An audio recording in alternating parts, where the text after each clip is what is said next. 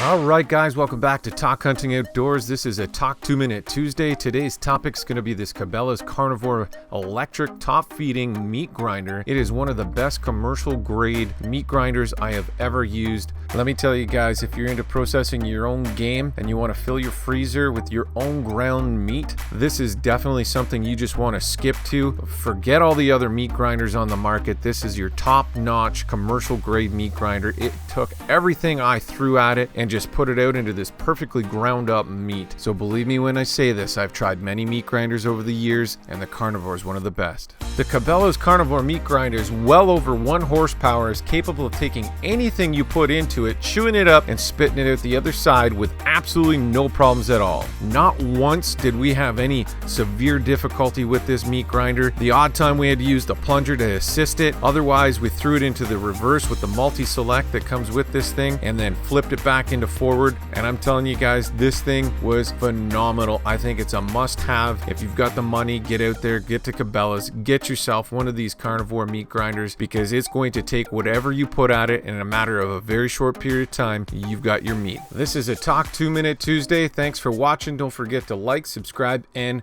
share.